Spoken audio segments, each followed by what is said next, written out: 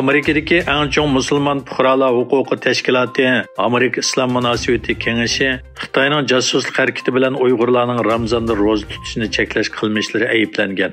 Amerika Islom munosabati kengashining muavin ijroiya amaldori Edward Ahmad Mitchell bu haqda e'lon qilgan bayonotida Xitoyning josuslik vositalari bilan Ramazonda Uyg'urlarning diniy faoliyatlariga buzg'unchilik qilish qilmishining xalqaro qonunda belgilangan eng asosiy insoniy izzat, hurmat va diniy erkinlikka tajovuz qilganligi hisoblanganligini, Xitoy hukumati Sharq Turkistondagi islomga qarshi urushni oxirlashtirish kerakligini bildirgan.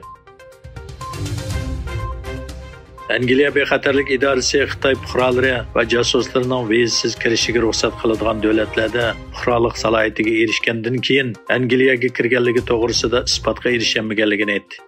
Angliyaning yuqori darajali hukumat manfaatlarini asos qilgan xabarda aytilishicha, Angliyaning harbiy istixboroti bo'lgan M15 Xitoy fuqarolari va josuslarining vizasiz Angliyaga kirishiga ruxsat qiladigan davlatlarda fuqarolik salohiyatiga erishgandan keyin Angliyaga kirganligi to'g'risida isbotga erishgan. M15 ularning orasida Xitoyga ishlaydigan josuslarning bo'lishidan andish qiladi ekan. Yaponiyada o'tkazilgan G7 boshliqlar yig'inidan ilgari Amerika ittifoqdoshlarini Xitoyning harbiy tahdidiga qarshi bo'lib qolmay, yana iqtisodiy besimga qarshi hamkorlashishga chaqirdi.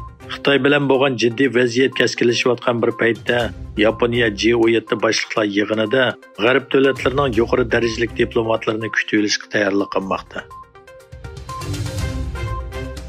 Amerikaning Montana shtati Xitoy ijtimoiy aloqa supsi TikTokni butunlay cheklaydigan qonun loyihasini tasdiqladi. Amerika Kengash palatasi 2022 yil 12 oyning 15 kuni birdek qonun loyihasi ma'qullab, federativ hukumat xizmatchilarining davlat bexatarligi andisi sababidan TikTokni hukumat igdorchiligidagi uskunlarga tushirishni chekladi.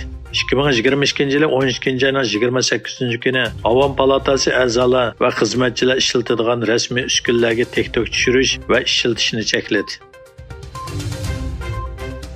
Angliya taratqusi BBC Amerikalik milliarder Elon Muskning o'tgan yil oktyabrda Twitterni setib olib, shirkatdagi siyosiy tashviqotga qarshi guruhini nishonlayotgandan keyin Rossiya va Xitoyning yuzlagan tashviqot hisobini aktiv holga kelganligini bayqagan. Ilginchcha, Musk tomonidan tarqatilgan guruh Rossiya, Xitoy va Eron qatorliq davlatlarning safarbarlik faoliyatini moslashtirib, jamoat fikriga ta'sir ko'rsatish va demokratiyaga buzg'unchilik qilish uchun elib beriladigan kuchur harakatiga qarshi kurash qiladi ekan.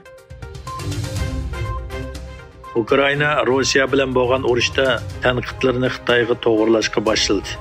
Kiev hukumati bayonotida biz Rossiya qurollarida Xitoyda yasalgan nurg'un o'xshamagan zapchastlarni bayqadik deyildi. Bir Xitoy shirkati bo'lsa buni inkor qilgan. Prezident Vladimir Zelenskiy ishxonasining yuqori darajali maslahatchisi mundaq degan: Ukraina armiyasi Ukrainada ishlatilgan Rossiya qurollarida Xitoyda yasalgan zapchastlarning ko'payayotganligini bayqadi.